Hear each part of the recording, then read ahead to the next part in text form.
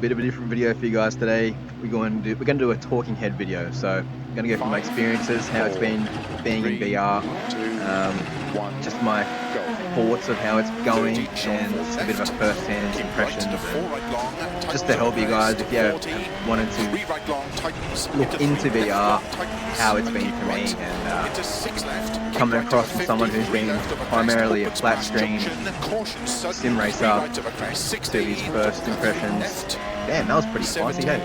His first hands-on experience with VR. So, as you guys know, I've been lucky to partner with Pimax.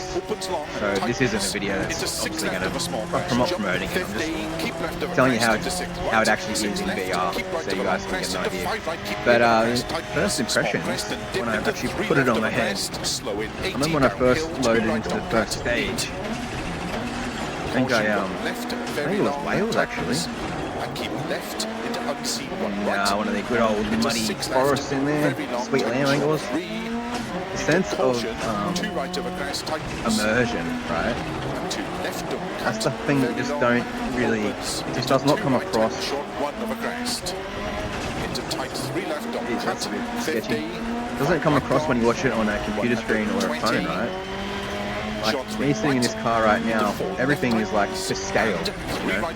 So think about when you're actually driving, or you're sitting in your car, or your parents' car, or whatever, looking around the windscreen and stuff like that. That's literally how it is right now, how I'm looking at it. So, for all intents and purposes, man, you can sort of disconnect from how you're sitting there in your house or your room, whatever. You think you're in a real car, which is insane for immersion, right? I don't know if I'm any quicker as VR. That's the video you guys want me to do, like a comparison. Let me know. Happy to do that. But in terms of overall immersion, I think this would be as close as you could get to being in a real life rally car. Hey, it's truly mind-blowing. Like, a lot of the bumps and stuff you sort of don't, you do see when you're on a flat screen. They are insanely highlighted in VR. Like, this rock wall right now, that looks like it's probably the size of a one-story building. 60, fast, 3 right, opens long. Track detail, just in like the little bumps and jumps and undulations. The off the side of the track there, the gutter or the ditch there, looks like it would swallow my whole wheel. The sun rays as you comb through the trees and stuff like that. This is going to sound so weird, but you literally sort of get a sense of feeling it on your face. I've heard people say that, and to be honest, I thought it was always just a bit of a load of shit, to be honest, but you've got so much going on that you sort of disconnect from where you're sitting in your house or in your room or whatever, and you really just try and, your body plans itself to be there.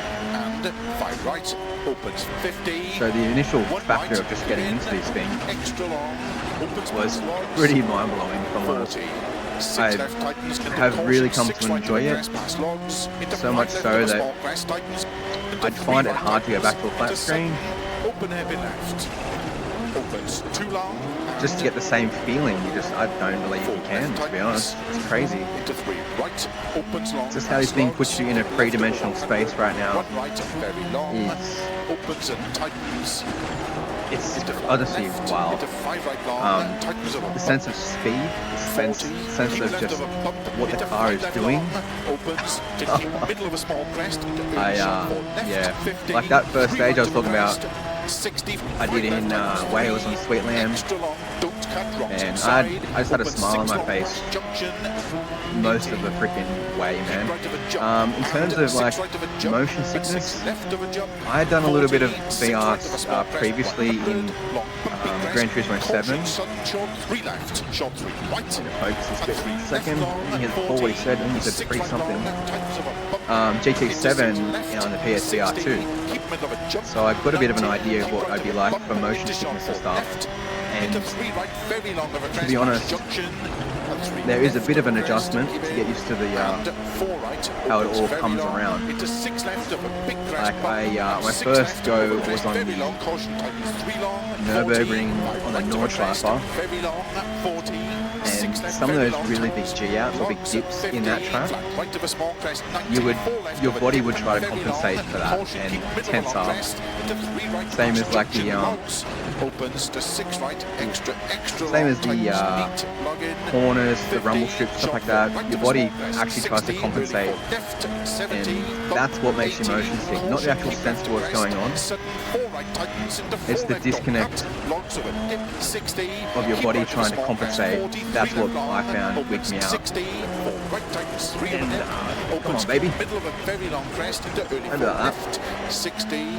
So yeah, once you get over the motion sickness, if it was me, I probably wouldn't buy one straight off the bat. I'd try and borrow one, or at least get a bit of a feel for one before you initial purchase.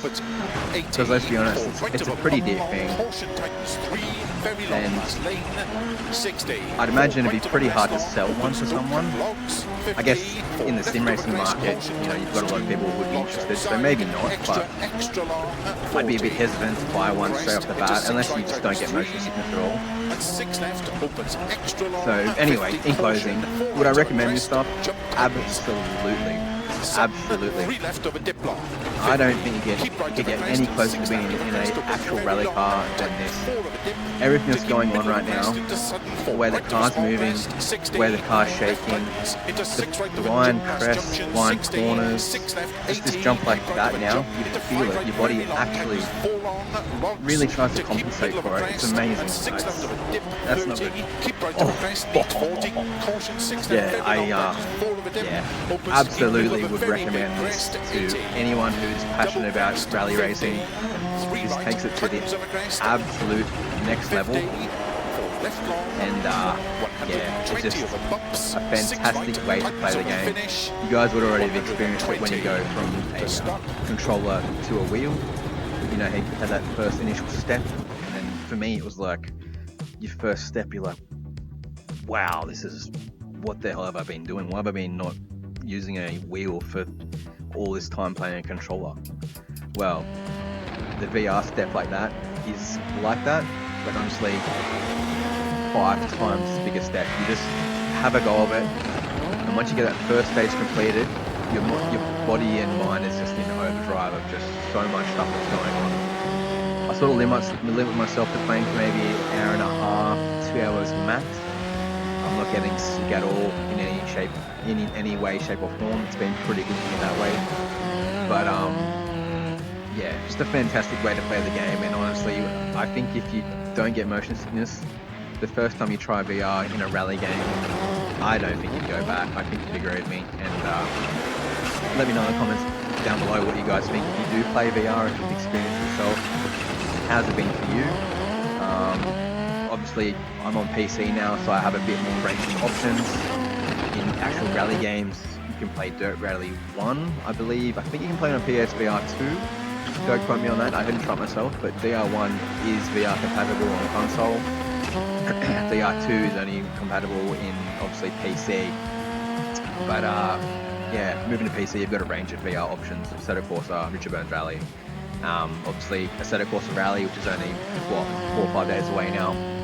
That's going to have full-on dedicated VR support. That's something that's going to be a massive win for VR guys, especially for true rally sim feel.